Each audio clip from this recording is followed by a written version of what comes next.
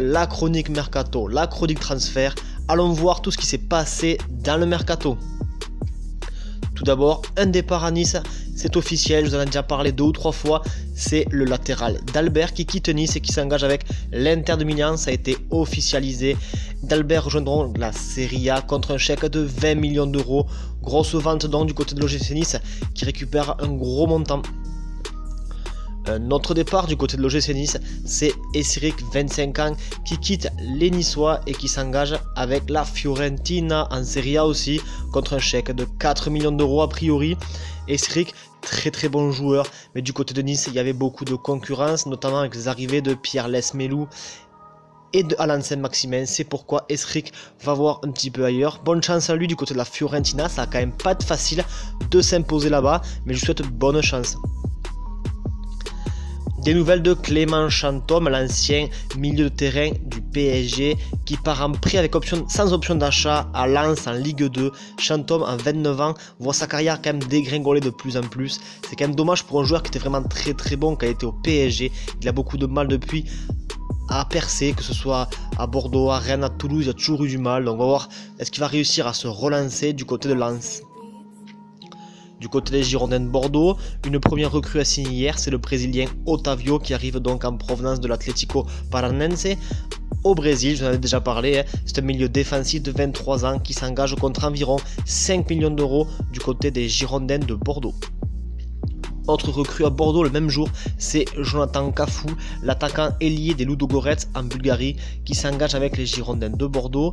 Alors c'est un joueur qui a quand même marqué 21 buts en 70 matchs avec les Ludogorets. Il s'engage a priori contre un chèque quand même de 7 millions, donc gros investissement du côté des Girondins de Bordeaux pour un joueur qui évolue en Bulgarie. Mais j'avoue que j'avais beaucoup d'équipes qui étaient sur lui a priori, donc on va découvrir Jonathan Kafou du côté de Bordeaux.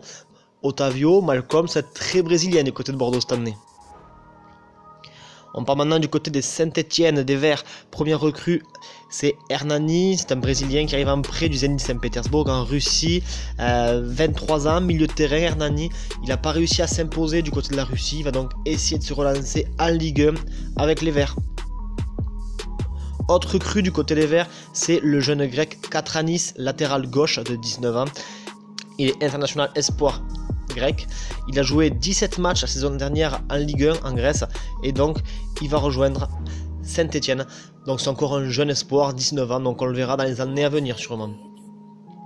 Une autre recrue encore chez les Verts, ça a beaucoup bougé chez les Verts, c'est Silva, un latéral gauche brésilien qui s'engage jusqu'en 2020 avec Saint-Etienne.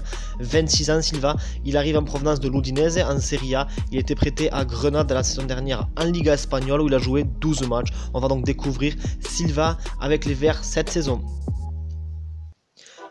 Une prolongation du côté des Verts, décidément très actif récemment, c'est Romain Amouma qui prolonge son contrat jusqu'en 2021. Donc Amouma, il avait été annoncé sur le départ que les Verts ne souhaitaient pas le conserver.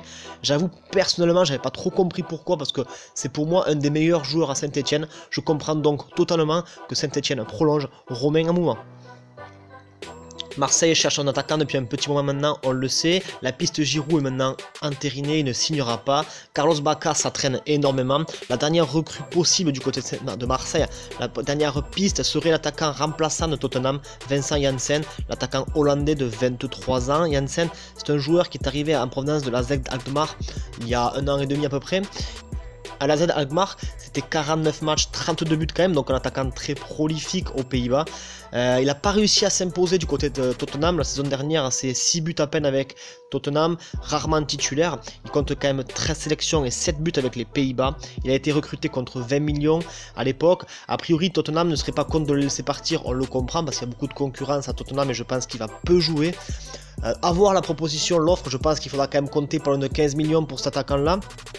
Donc j'avoue que pour moi c'est une piste qui est quand même intéressante. J'ai vu que Pierre Ménez avait taillé la piste. Moi je suis pas tout à fait d'accord parce que Vincent Janssen c'est quand même un attaquant qui est de niveau plus que correct. Pour Tottenham c'est un peu juste, mais je pense que pour Marseille il pourrait largement rendre des services. Surtout qu'on sait aujourd'hui sur le marché des transferts c'est très dur de trouver un attaquant. Donc moi je pense que ce transfert pourrait se faire. Le mieux serait quand même pour moi que Marseille arrive à se le faire prêter avec option d'achat. Comme ça si le prêt est concluant il le signe définitivement. On parle d'un ancien Marseillais, Mario Lemina, donc c'est maintenant officiel, je vous en avais parlé, ça devait se faire, c'est fait. Mario Lemina rejoint Southampton, il quitte donc la Juve, où il n'a pas vraiment réussi à s'imposer, même si attention, il a eu quand même pas mal de temps de jeu, donc bonne chance à Lemina en première ligue. On parle maintenant du feuilleton Coutinho. Alors Coutinho, il a été annoncé comme quoi c'était presque fait, a priori les dirigeants de Barcelone s'étaient rendus là récemment en Angleterre et finalement lors de cette dernière négociation, a priori ce transfert ne se fera peut-être pas. Barcelone aurait proposé 85 millions plus 15 millions avec bonus, ça aurait été refusé par Liverpool et Liverpool à partir de maintenant le déclare encore plus intransférable et ne souhaite pas le laisser partir. Donc voilà les dernières infos dans le feuilleton Coutinho.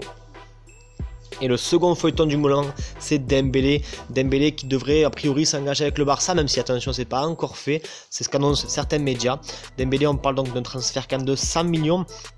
Et donc ça sent le bon coup pour Rennes, tout simplement parce que quand Rennes l'a vendu à Dortmund, c'est vrai que Rennes l'a vendu pas très cher à l'époque, mais avait eu la bonne idée d'inclure une clause en cas de transfert de 25%. C'est-à-dire que si Dortmund vend Dembélé, 25% du prix du transfert revient à Rennes. Donc si Dembélé part pour 100 millions, il y a quand même 25 millions qui devraient venir dans les caisses de Rennes. Donc belle arrivée financière du côté de Rennes si jamais ça se fait. On va donc suivre ce feuilleton là aussi. C'est pas encore fait mais c'est en bonne voie. Allez voilà, cette vidéo est maintenant